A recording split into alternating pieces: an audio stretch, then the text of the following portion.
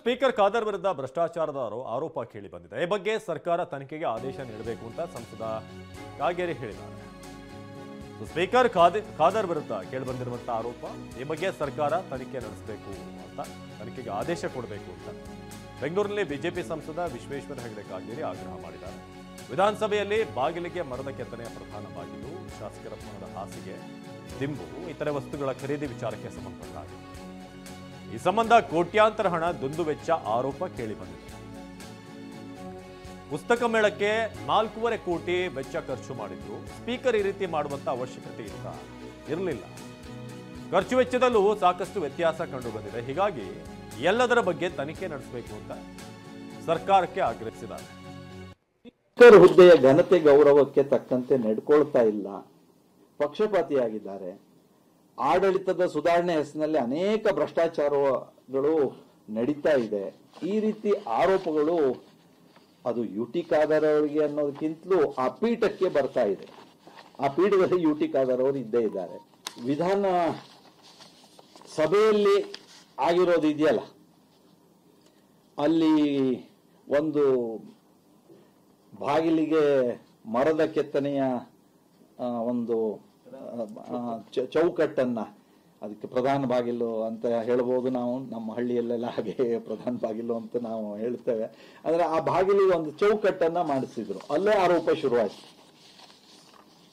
ಅದಕ್ಕೆ ಕೋಟ್ಯಾಂತರ ರೂಪಾಯಿ ಬಂದಿದೆ, ತಮ್ಮ ಯಾರಿಗೋ ಬೇಕಾದಂತವರಿಗೆ ಅದನ್ನ ಕೊಟ್ಟಿದ್ದಾರೆ, ಈ ಆರೋಪ ಅಲ್ಲಿಂದ ಶುರುವಾಯಿತು.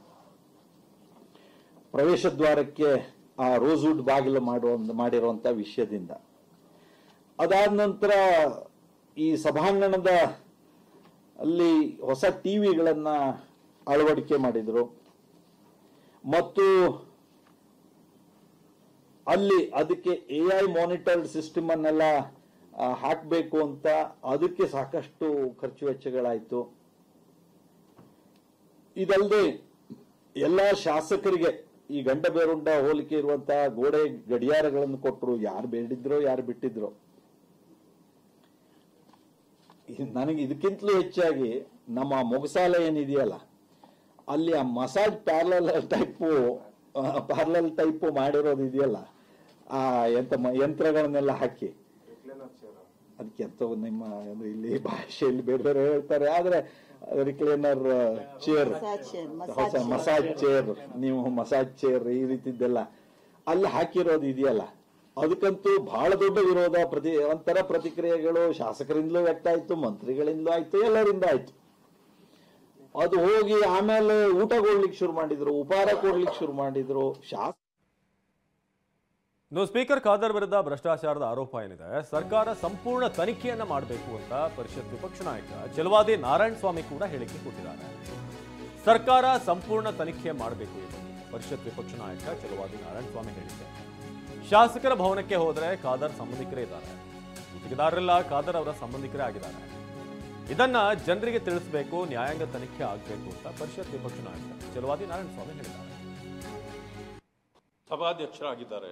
ಅನೇಕ ಕಂಪ್ಲೇಂಟ್ಗಳು ನನಗೂ ಬಂದಿದೆ. ನೀರು ಕಾಂಟ್ರಾಕ್ಟರ್ ಕೊಟ್ಟರು ಅವ್ರ ಜನಾಂಗದವ್ರಿಗೆ, ಅದರಲ್ಲೂ ಮಂಗಳೂರಿನವ್ರಿಗೆ. ನೀವು ಅದೇನೋ LHಗೆ ಲಾಕ್ಗಳನ್ನ ಮಾಡಿಸಿದ್ರು, ಸ್ಮಾರ್ಟ್ ಲಾಕ್ಗಳು, ಅದನ್ನು ಅವ್ರಿಗೆ. ಫರ್ನಿಚರ್ ಇದು ಮಾಡಿಸ್ಬೇಕು, ಅದನ್ನು ಅವ್ರಿಗೇನೆ. ಎಲ್ಲ ಸಣ್ಣ ಪುಟ್ಟ ಕಾರ್ಯಗಳು ಏನೇನು ಮಾಡ್ತಾರೋ LH ವಿಧಾನಸೌಧ ಅವ್ರಿಗೆ ಬರ್ತದೆ. ಅದರಿಂದಾಗಿ ನೂರಾರು ಕೋಟಿ ರೂಪಾಯಿಗಳನ್ನ ಅವರು ಎಲ್ಲ ಅವರ ಜನಾಂಗಕ್ಕೆ ಕೊಟ್ಟು ಇವರು ಲೂಟಿ ಮಾಡಿದ್ದಾರೆ. ಅದರಿಂದಾಗಿ ಅವರು ಯುಟಿ ಖಾದರ್ ಅಲ್ಲ, ಲೂಟಿ ಖಾದರ್ ಅಂತ ಹೇಳಿದ್ದೇನೆ ಅಂತ ನನಗೂ ಕೂಡ ಹೇಳಿದ್ರು.